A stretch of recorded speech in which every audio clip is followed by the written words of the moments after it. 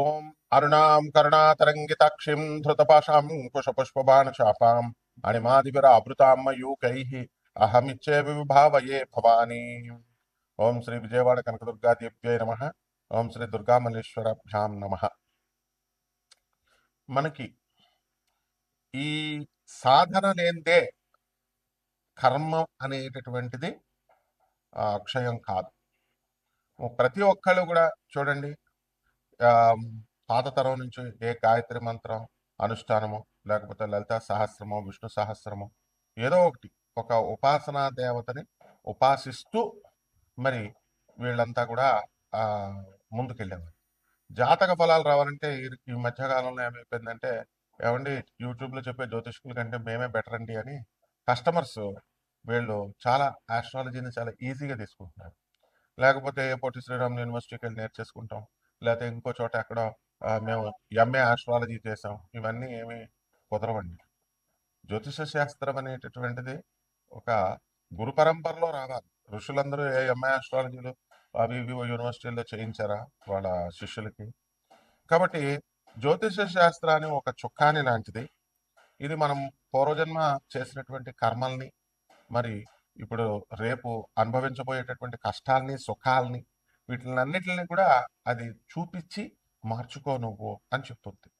అయితే దాన్ని ఫలదీపికను తీసుకొచ్చి ఈ రెమెడీస్ చేస్తే ఇలా అయిపోద్ది, ఆ రెమెడీస్ చేస్తే ఇలా అయిపోద్ది అని అతిగా ప్రచారం చేయడం వల్ల మొత్తం ఉన్నది పోయే ఉంచుకున్నది పోయే అన్నట్టుగా జ్యోతిష శాస్త్రంలో దానిపైన ఆ శాస్త్రం మీద నమ్మకం పోగొట్టేశారు.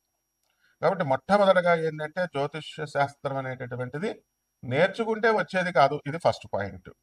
ఎవరైతే ఎంఏ ఆస్ట్రాలజీలు చేసాము లేకపోతే ఈ చేసాము అని వాళ్ళని చూసి మేము కూడా చేసేస్తామని అనుకోవడం, అది కేవలము మూర్ఖత్వమే అవుతుంది. గురు పరంపరలో సాధన పరంగా రావాలి. మా గురువు గారు మధుర కృష్ణమూర్తి శాస్త్రి గారు మొత్తం యావత్ ప్రపంచంలోనే నంబర్ 1 జ్యోతిష్కులుగా, ఇండియన్ ఆస్ట్రాలజికల్ సొసైటీ ప్రెసిడెంట్గా, రాజమండ్రిలో ఆయనకి తిరుగులేనటువంటి పేరు ప్రపంచం అంతా. Shakuntala Devi last 10 years world human computer ఆమె రావడము, మేము ఉమారామలింగ కళ్యాణ మండపంలో జ్యోతిష సదస్సులు పెడితే అక్కడికి రావడము, ఆమెకు మేము మా గురుగారు ముహూర్తాలు పెట్టడం ఇవన్నీ చేసేవారు. అలాగే బెంగళూరు వెంకటరామన్ గారు వీళ్ళంతా కూడా వచ్చేవారు. అది మా గురుగారి సర్కిల్. అది గురు పరంపరగా రావాలి. అలాగే ఈ సాధన అనేటటువంటిది ముఖ్యం. ఎవరో ఒక దేవత లేకపోతే జ్యోతిష శాస్త్రం ఫలించదు, ప్రిడిక్షన్స్ చెప్పలేము. అలాగే మోడర్న్ సైన్స్ ని కూడా మనము దాన్ని బ్లెండ్ చేయాలి. ప్రాచీనమైనటువంటి ఈ ఋషి శాస్త్రాన్ని, ఋషిప్రోక్తమైన జ్యోతిష్ శాస్త్రాన్ని. అందువలన మనకి శంబాల గ్రామం అని ఇప్పుడు ఈ మధ్యకాలంలో సినిమా వచ్చింది చూడండి మీరు. శంబాల బై ముల్లపూడి సత్యనారాయణమూర్తి అని మీరు యూట్యూబ్లో చూడండి, కొడితే వస్తుంది. అందులో కాన్సెప్ట్ ఏమిటంటే the first landscape on the earth, మొట్టమొదటగా ఏర్పడినటువంటి భూభాగము, బ్రహ్మదేవుడు సృష్టించిన దాంట్లో మొట్టమొదటి భూభాగం అని నేను చెప్తున్నాను. ఇప్పుడు వీడియోస్ అన్ని చూడండి. అందులో ఇప్పుడు మొన్న సినిమా శంబాల సినిమా వచ్చింది కదా, మరి ఆ సినిమాలో same zoological survey of India మనకు సర్టిఫై చేసిందని నేను చెప్పాను అక్కడ. అది ఎక్కడండి? రాంచీ దగ్గర 120 కిలోమీటర్ల దగ్గర ఆనందనగర్ అని గూగుల్ చేయండి, యూట్యూబ్లో చూడండి వస్తుంది. అక్కడ అదే శంబాలా నగరం, పురూలియా జిల్లా, వెస్ట్ బెంగాల్లో నేను చెప్పాను. అది మా గురువుగారు అయినటువంటి ప్రభాత్ రంజన్ సర్కార్, ఈయన ఎవరో కాదు, సుభాష్ చంద్రబోస్ మేనల్లుడు ఆయన. ఆయన చెప్పినటువంటి ఈ యొక్క శంబాలా గ్రామం, అక్కడ ఫాసిల్స్ తీసాం. ఫాసిల్స్ అంటే ఏంటంటే 1,00,000 సంవత్సరాల, కోట్ల సంవత్సరాల క్రితం పూలులు, డైనోసార్లు ఇవన్నీ కూడా ఉంటాయి. అవన్నీ రాకుగా, వాటి స్కల్స్ అన్ని కూడా రాకుగా మారతాయి, రాయిగా. అవన్నీ కూడా మేము లేక్ గార్డెన్స్ లో కలకటాలో మా గురువు గారి యొక్క ఆ ఆ, మధుమైన్ షా అని మా గురువు గారి క్వార్టర్స్ లో ఇప్పటికీ ఉన్నది. ఇంటర్నేషనల్ ఎగ్జిబిషన్ అది. ఎలా అంటే కంప్లీట్ ఆనందనగర్ లో కూడా ఉన్నాయి.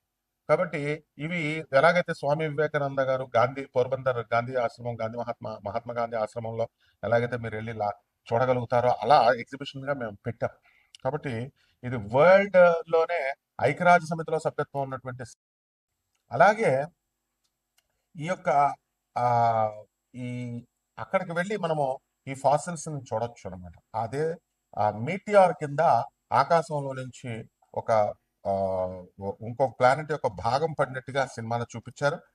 అలాగే దీన్ని సర్టిఫై చేసేది జులాజికల్ సర్వే ఆఫ్ ఇండియా అని చెప్పాను. ఇది భూభాగం సర్టిఫై చేసింది.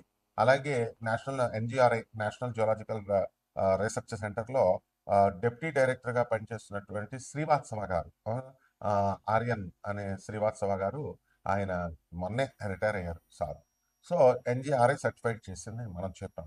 అదేవిధంగా ఈ సినిమాలో కూడా జియోలాజికల్ సర్వే ఆఫ్ ఇండియా, అదే మన జియోలాజికల్ సర్వే ఆఫ్ ఇండియా అధికారిని విక్రమ్ని మరి పంపించడం అనేటటువంటిది స్టోన్ని చూడడం కోసం వెళ్ళడం, రీసెర్చ్ చేయడం చూపించారు సినిమాలో. అదేవిధంగా శంబాల గ్రామంలో సాధన ఒక సుషుమ్నా నాడి అని చెప్పి వాళ్ళు ఏదో సినిమాటిక్ లాగా తీశారు. అయితే యాక్చువల్గా ఏం చెప్పబడిందంటే ఈ శంబాల నగరంలో చేసేటటువంటి సాధన 100 రెట్ల కోట్ల రెట్లు ఎక్కువ ఫలితం ఇస్తుంది అని చెప్పారు.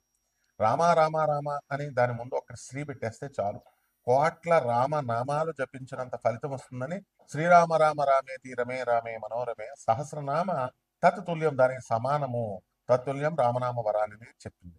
కాబట్టి శంబాల గ్రామంలో చేసేటటువంటి సాధన వేల రెట్లు కోట్ల రెట్లు అధిక ఫలితం ఇస్తుంది. ఇది మనం చాలా మెచ్చుకోవాలి. ఎందువల్లంటే మనం చెప్పినటువంటి కాన్సెప్ట్ అప్పట్లో కూడా శక్తి సినిమాలో మెహర్ బాబా గారు, మెహర్ రమేష్ గారు జూనియర్ ఎన్టీఆర్ గారిని హీరోగా పెట్టినప్పుడు ఈ బెజవాడ కనకదుర్గమ్మ తల్లి కాన్సెప్ట్ నే మా గురువు గారు, ప్రధాన పూజారి అయినటువంటి బెజవాడ కనకదుర్గమ్మ దేవస్థానం అర్చకులు మన దత్తాత్రేయ శర్మ గారు ఆ స్టోరీ కాన్సెప్ట్ ఇచ్చారు. అప్పుడు నేను ఉన్నాను. అక్కడ కూడా ఏం చెప్తారంటే 18 శక్తిపీఠాలకి సమష్టి స్వరూపం విజయవాడ అని చెప్తాం మేము బెజవాడ కనకదుర్గమ్మ దేవస్థానం. అలా 18 శక్తిపీఠాలకి సెట్లు వేసి అక్కడ ఈజిప్ట్ లో ఉన్నటువంటి వెలను వచ్చి ఒక స్తంభాన్ని ఈ ఒక మోడల్ వేశారు బెజవాడ దుర్గాదేవి గుళ్ళలాగా, సమష్టి స్వరూపంలాగా. ఆ పీఠాన్ని ఇలా కొడితే అక్కడ అష్టాదశ శక్తి పీఠాలు కదిలిపోతాయి. అక్కడ కూడా మా గురువు గారు చెప్పిన కాన్సెప్ట్ నే ఎగ్జాక్ట్ గా మెహర్ రమేష్ గారు చక్కగా ఆయన చెప్పడం జరిగింది. అలాగే ఆయన యొక్క వీడియో పార్ట్ 4 రిలీజ్ లో, శక్తి పార్ట్ 4 రిలీజ్ లో ఆయన మా గురుగారి పేరు చెప్తూ కృతజ్ఞతలు చెల్లించుకున్నారు. అలాగే ఇక్కడ శంబాల గ్రామంలో కాన్సెప్ట్ లో కూడా ఇక్కడ సాధన అనేటటువంటిది ఈ సినిమాలో చాలా మెచ్చుకోవాలి మనం.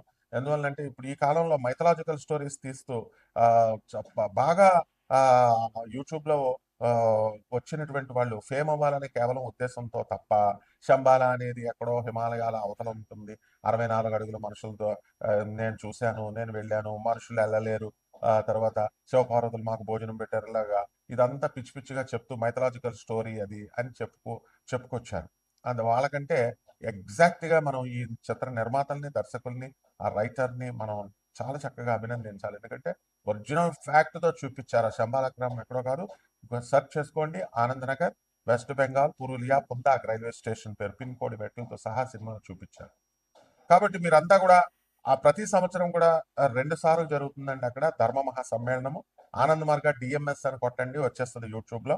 10,000 మంది సాధువులు, లక్షల మంది భక్తులు, వీళ్ళంతా కూడా బాబా నామ్ కేవలం అనేటటువంటి మంత్రంతో వీళ్ళంతా కూడా అక్కడ కీర్తన చేస్తారు.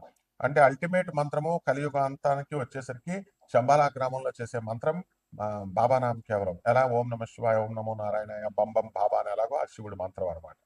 కాబట్టి మనం ఇలాంటి విశేషాలు మనం ఎన్నో తెలుసుకున్న ఆ శంబాలా గ్రామాన్ని ఈ ద్వాదశ రాజులు అక్కడి నుంచి పడినటువంటి మీటిఆర్, ఆ రాయి ఏ విధంగా అయితే ఆ సుషుమ్న ఆ వైరస్ ని వాళ్ళకి వచ్చే ఆ సినిమాలో చిన్నపిల్లలకు అందరికి వచ్చే వైరస్ ని గుడి గంటల ధ్వనులతో, ఆ దీప సౌండ్లతో అది ఎలాగైతే అదృశ్యం చేశారో, నెగిటివ్ ఎనర్జీని తీసేశారో, అలాగా శంబాలా గ్రామంలో ఉన్నటువంటి ఆ యొక్క వైబ్రేషన్స్ ఈ 12 ద్వాదశ రాసులకి ఆ బాబానామ కీర్తనం కేవలం అనేటటువంటి కీర్తన చేయడం ద్వారా ఆ సౌండ్ వల్ల, ఆ సౌండ్ ఎనర్జీ వల్ల మనలో ఉన్నటువంటి దగ్గర ఉండక్కర్లేదు అనమాట. ఆ సౌండ్ ఎనర్జీ బాబా నామ్ కేవలం మీ ఇంట్లోనే చేసుకోవచ్చు.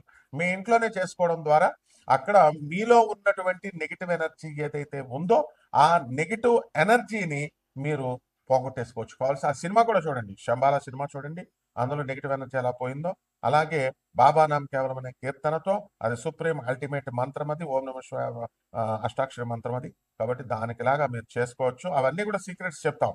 అందువల్ల ఇదంతా మా స్టూడెంట్స్ కి మేము చెప్తున్నాం. కాబట్టి ఇది టోటల్ గా సెంట్రల్ గవర్నమెంట్ కి తెలిసినటువంటిది. టోటల్ గా highly educated Nobel prize winner అయినటువంటి డాక్టర్ రవిబాత్రా, మా గురువు గారు ప్రభాత్ రంజన్ సర్కార్ గారు శిష్యుడు. ఆయన ఇచ్చినటువంటి ప్రగతిశీల ప్రయోజక తత్వం, ప్రౌట్ అనేటటువంటి సిద్ధాంతంతో ఆయన దాని మీద వర్క్ చేసి నోబెల్ ప్రైజ్ తెచ్చుకున్నాడు. ఇవన్నీ కూడా గూగుల్లో చూసుకోండి. Nobel prize winner doctor Ravi Batra 1993 economics అని ప్రౌట్ అని కొట్టండి, వచ్చేస్తుంది.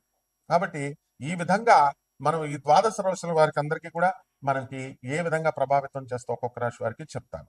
వృశ్చిక రాశి ఈ వృశ్చిక రాశి వారికి అందరికీ కూడా మరి అర్ధాశ్రమ రాహువు, పంచమ శని, ఆ విధంగా మనకి ఈ యొక్క అష్టమ గురు గ్రహ ప్రభావాలు ఉన్నప్పటికీ కూడా మనకి ఉత్తరాయణ కాలం వచ్చేసిన తర్వాత రవి మకర రాశిలోకి జనవరి 14 నుంచి వస్తున్నాడు. దాని తదనంతరం 17, 18, 19 తేదీల వరుసగా శుక్రుడు, బుధుడు, రవి గ్రహాలు కూడా మకర రాశిలోకి వచ్చిన తర్వాత ఈ కుజుడు మనకి మంచి పొజిషన్లోకి వచ్చాడు కాబట్టి ఈ యొక్క వృశ్చిక రాశి వారికి అందరికీ కూడా వీళ్ళ అన్నదమ్ములు, సిస్టర్స్ బాగా డెవలప్మెంట్ అనేటటువంటిది అవడానికి అవకాశాలు ఉన్నాయి. అదేవిధంగా మీ సోదరుల దగ్గర నుంచి కోఆపరేషన్ అనేటటువంటిది బాగా ఎక్కువగా మీకు అందడం జరుగుతుంది.